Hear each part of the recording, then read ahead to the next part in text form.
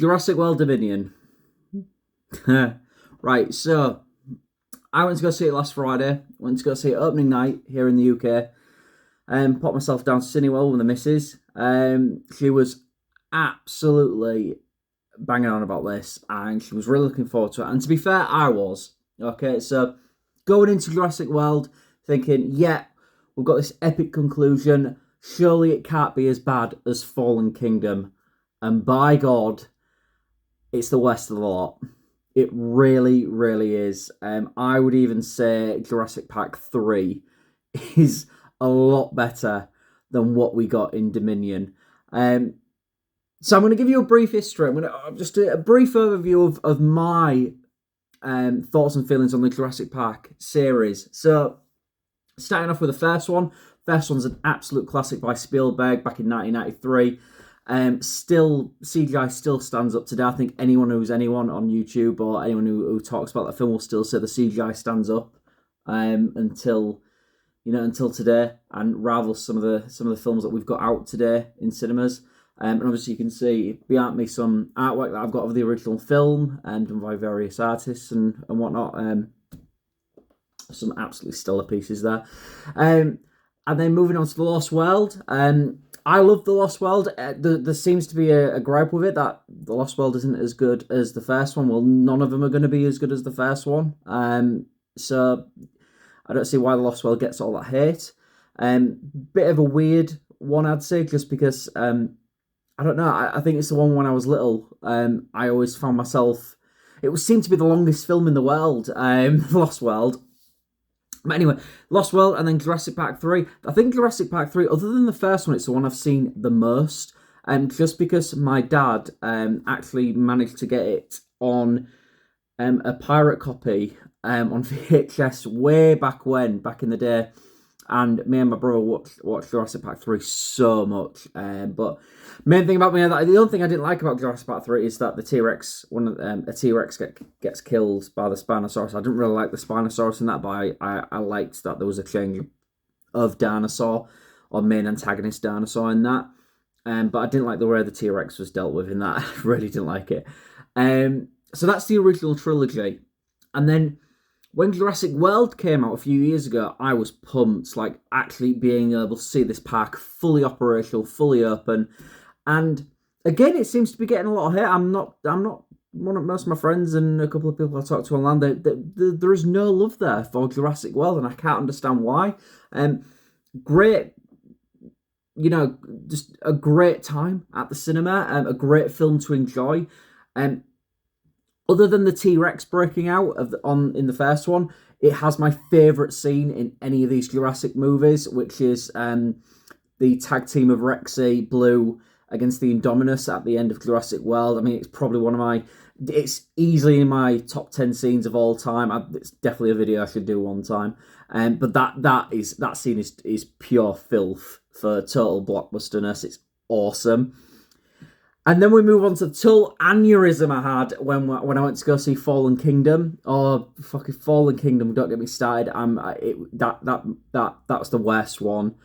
And I don't know where to put Dominion on this scale yet. It's somewhere between Jurassic Park 3 and Fallen Kingdom. I think I definitely need to watch it again. To have a stronger opinion of where I want to put it, or where I personally rank it. But Dominion was such a bore. I mean, everything, a bit like Fallen Kingdom actually, everything, all the beats of the film was in the trailer. You go see the official trailer clocked at what is it, 2 minutes 20, the trailer or something like that. Ironically, if it's about as, the film's about 2 hours and 20 minutes after credits, and just every beat of this film was in the trailer. Like when we all went to Malta, I thought, all right, this is going to be awesome. And then I realised, well, hold on a minute. I've seen what happens here. These random these raptors break out and, they chase Chris Pratt on a motorbike around Malta and there's dinosaurs around eating people. I saw that in the trailer. When the plane crashes, or well, even the second they got in the plane, with the second characters in the plane, and one of the pteranodons or pterodactyls or whatever the fucking flying dinosaurs, you want to call it, came down and attacked the plane. I knew that was going to happen. When the plane crashed and it went into the ice, we knew there was going to be a sort of another feathered raptor there going after them, and just, it went on and on and on and on. And then right at the end, when they were all together, and the Giganotosaurus was around, and that just showed up, and it was just everything about it just bored me. There was some seriously good cinematography though in this. Ironically enough, some of the shots of the park, I'm waiting for someone to do like a 4K capture of the film when it comes out. There is a shot where the sun is beaming down on the trees. It's about 2 hours into the film. It's quite far into the film. But that shot, I wish I held on that for a bit longer. There was a couple of shots where, again, but it was spoiled by the trailer, where we had Bryce Dallas Howard's character, Claire, where she was underwater, and that Freddy Krueger looking dinosaur came, and that thing was cool. I can't remember, Thizanosaurus, I'm not even gonna something along those lines. But that thing was cool. But again, we saw that in the trailer, and I wish they'd just stop doing all this in the trailer. Now, Marvel, I want to briefly touch on Marvel here, because Marvel at the moment, I think, are the kings of doing trailers right, because they don't show you everything. Obviously, that's not what a trailer is supposed to do. It's supposed to whet your appetite for the film, get you interested. But they don't add, like, the certain shots in that especially the new Thor: Love and Thunder trailer, that there are definitely some shots in there that there are characters missing. There's things missing in the background. But that's good. I like that. Originally, I thought, actually, no, well, that's false advertising. You're showing me something that I'm not going to see. But really, actually, it's a good way of saying, well, no, we still want to show you this bit, but at the same time, we want to let you experience it for the first hand in cinemas. I think that's one of the things. I think it's a big contribution to Marvel's success in recent years. And by recent years, I would say more up to Endgame. Again, another video here, but I think Phase 4, we're hitting that rocky stage, I think, with Marvel. But anyway, back to the dinosaurs. What things did I like in this? Not a lot. I love that the Mosasaurus showed up, but again, like Fallen Kingdom, it was the same scene that had in the trailer, and it was the only scene other than the scene with I think it was with some whales at the end, which I thought was quite random, because I thought that thing is fucking massive. Why? That's not his mates. He's not popping around for a cup of tea. He's eating those. He's eating those guys. I'm sorry. And then there's shots of dinosaurs with elephants and giraffes, and David Attenborough would have a fucking field day, wouldn't he, if this thing was real? But by God.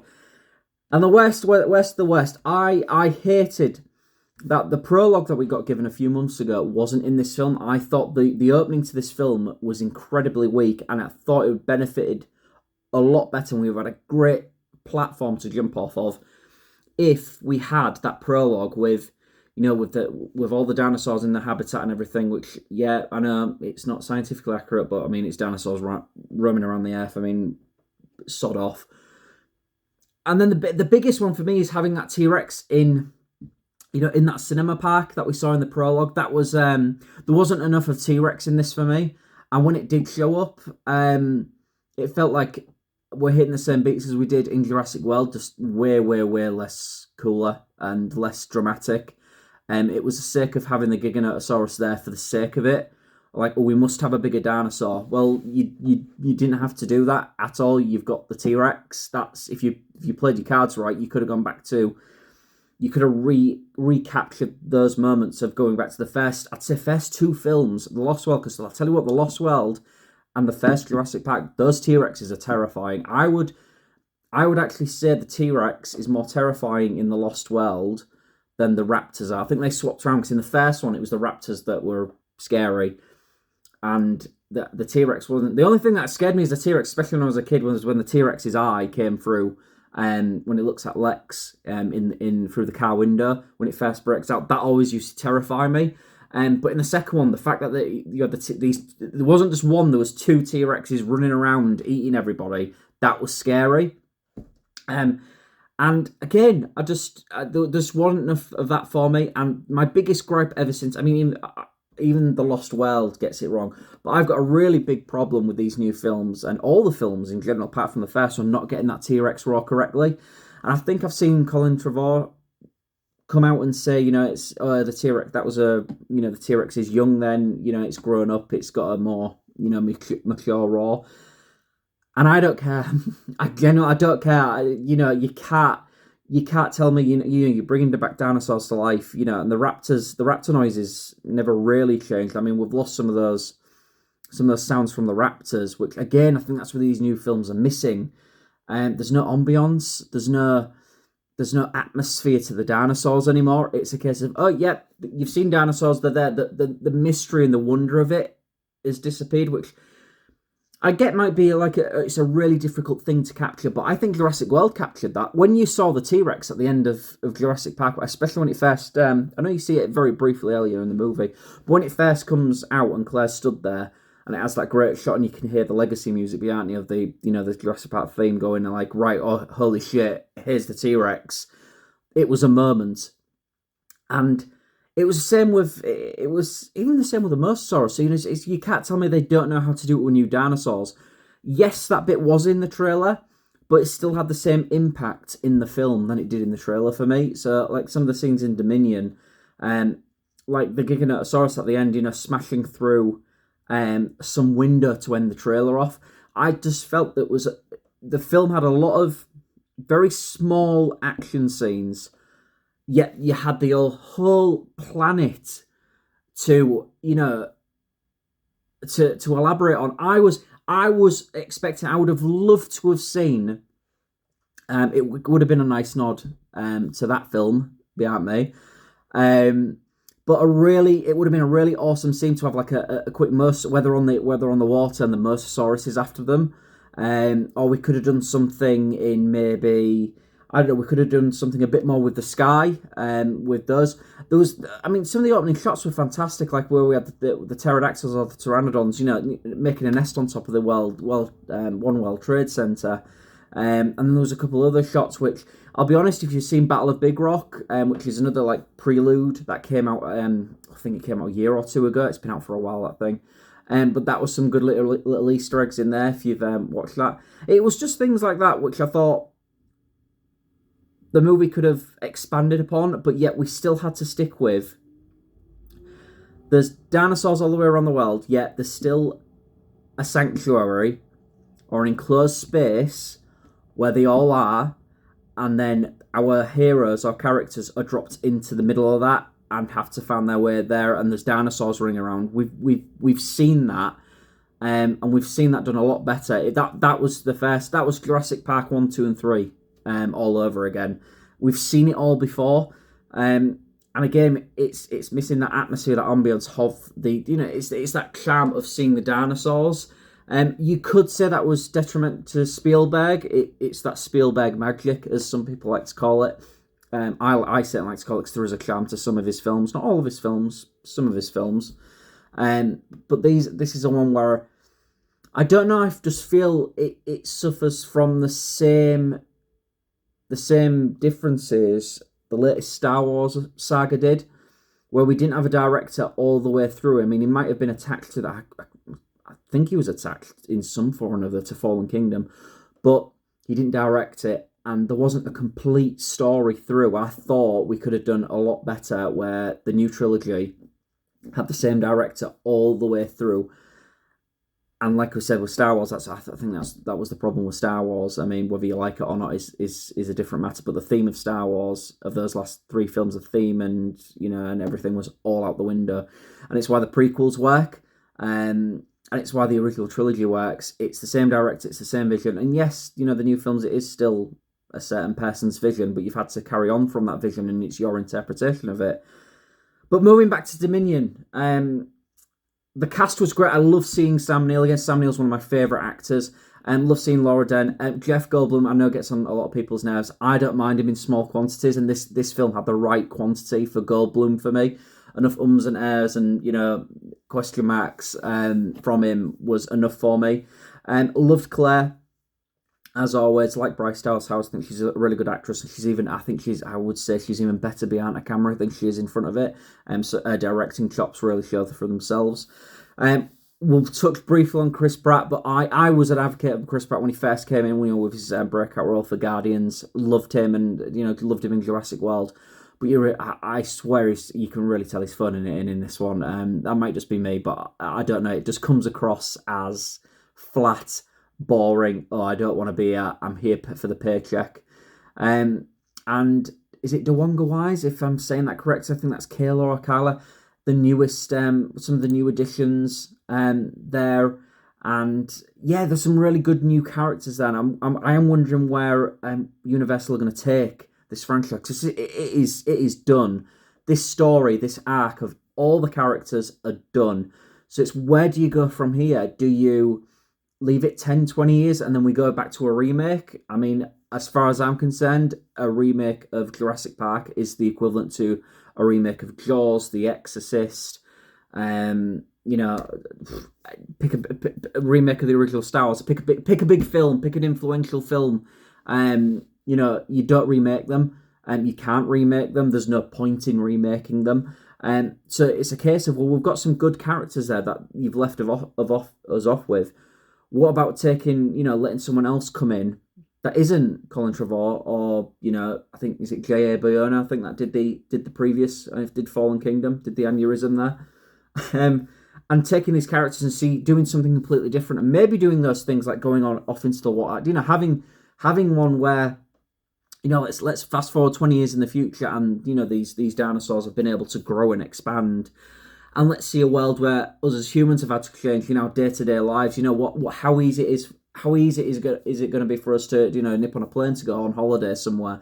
Do we when we nip out and get a taxi, or our walks to school, what are we experiencing? And again, I'll go back to saying I'd like to see more on the water side of things. I think they could do an entire film saying Jurassic Water Park or something. You've got you've done the main park, do the sub parks. Go do the Jurassic Water Park, and have it just amphibian dinosaurs. But do something different. I think that's the cry. Do something different. This wasn't different enough. It was an hour too long, and it just didn't satisfy me because everything was in the trailer. All right, and there's a real split at the moment as well. It is conflicting, because it seems like people who critique films, or love films. I mean, I'm not putting people in certain categories, but